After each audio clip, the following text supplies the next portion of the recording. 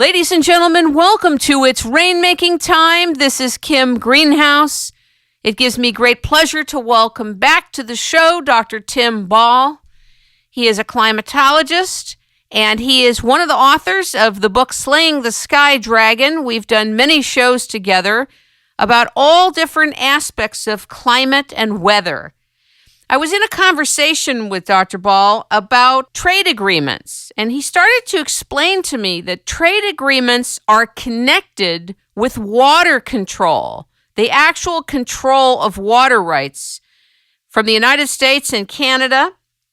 And he started to talk about NAFTA, and I thought, wouldn't it be interesting to do a segment about this, even though normally I don't cover geopolitical issues per se, because I don't really want to polarize the public. But legal trade agreements are of deep interest to me. We have covered the laws.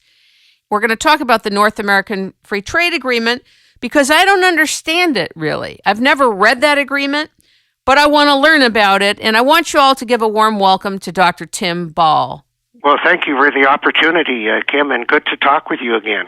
I think the first thing I want you to bring together for us is, what is NAFTA? Why was it created? What does it have to do with Canada and the United States of America?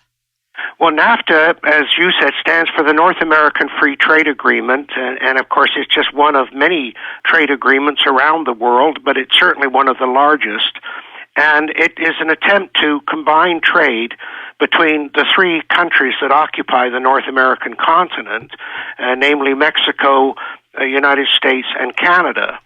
It's presented as the idea that there are benefits for all involved in trade agreements. And it's always been promoted, I should say, by people like John Kennedy, for example, that if people are trading with each other, they're less likely to be fighting with each other.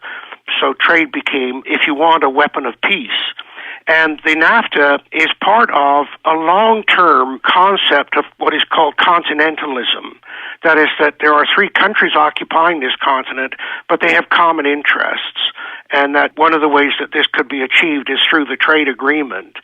And it's much like the European community began initially as a European economic community, a trade community, and then, of course, supposedly was going to evolve beyond that. It's evolving beyond the trade agreement that is of concern to a lot of people because of sovereignty and national identity. The difficulty with trade agreements is that everybody's got their own agenda, and each country that's involved in NAFTA, such as Canada, U.S., and Mexico, what you have to do when you get into any agreement is decide, am I going to get more out of it than I'm going to have to surrender? Because you're always going to have to surrender something. The question is, what are you surrendering in terms, for example, of sovereignty or control of resources within your own country? These are some of the concerns about NAFTA. The audience is going to want to know, why are you fit to discuss this as a climatologist? Well, that's a very good question. Of course, it's always the question I'm asked when I start to talk about climate. How are you qualified to talk about climate? And of course, the answer is I have a PhD in climatology. I also was in a department of geography because when I got my climatology degree, climate was a very obscure area that crossed a lot of disciplines, particularly my interest in historical climate, the reconstruction of climates. So I also taught some geography courses.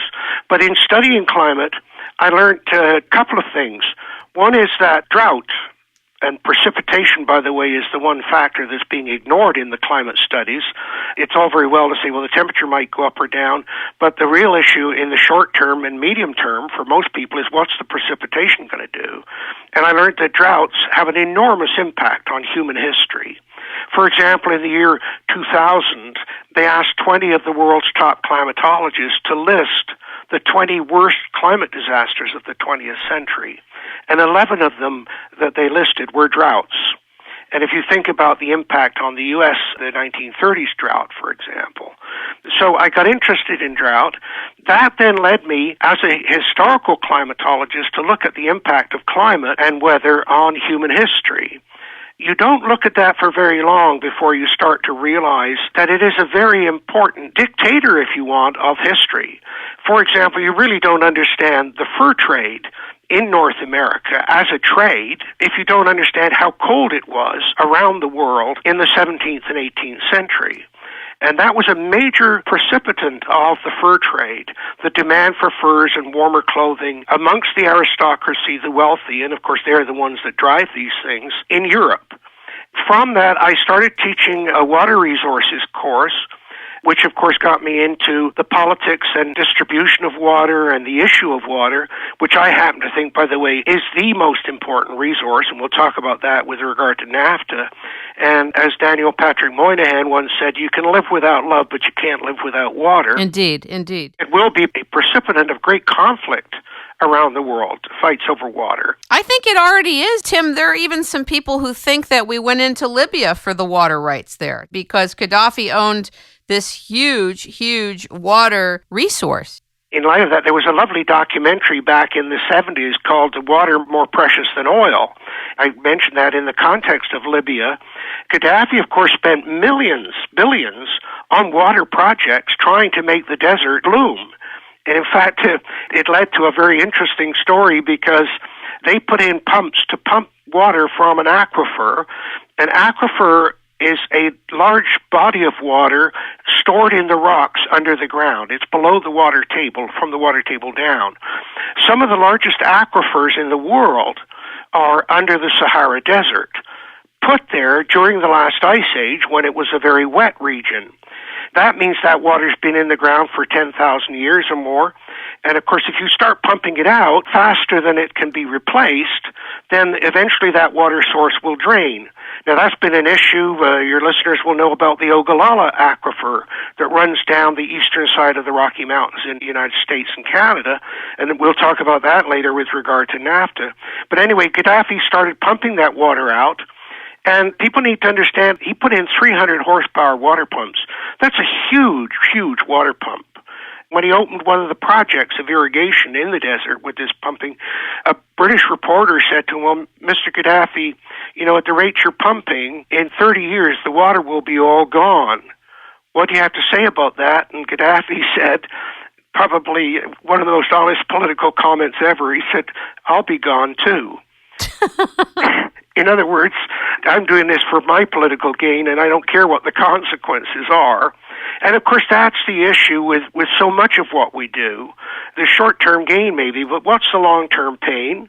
And if you don't accommodate to that, then you've got difficulties. And of course, you think about that with regard to everything related to the environmental movement, which was the paradigm that came in the 1960s. With regard to owning water resources, talk about the part of NAFTA that you feel is detrimental to humanity and water. First of all, let's put it in this context in that we already had 80% free trade between Canada and the United States. How do you know that? That was known at the time. It was talked about by the negotiators. And people that were asking questions about NAFTA that didn't like the idea were saying, well, what are you going to negotiate? Well, who were the negotiators? That's part of the story because the two negotiators on the Canadian side was a fellow by the name of Simon Reisman. His whole career was involved in water and water projects, particularly one project called the Grand Canal Scheme. And this was a project that was to put a dam across James Bay where it spills into Hudson Bay. It's brackish water. It's got a fairly high content of fresh water in it. But if you dump the brackish water out, it would then fill up with fresh water from the rivers that flow into it. You would then pump that water south through Lake Huron into Lake Michigan and through the Chicago River out to the American Midwest. Reisman was working as a consultant to the company that was working on that project. And he had said, I could guarantee free trade with the Americans if we give them access to our water. And that was in the media at the time when people were discussing the downsides of the whole agreement. And on the other side of the table was a fellow by the name of Paul Morphy, M-O-R-P-H-Y. He sadly is now dead. He died of a brain tumor as a young man, unfortunately. But the Americans were smarter in their trade negotiation because Morphy was simply the person at the table. The person that was actually doing the negotiating from the American side was Clayton Yoiter, Y-E-U-T-T-E-R. Now, Yoder had been the Secretary of Agriculture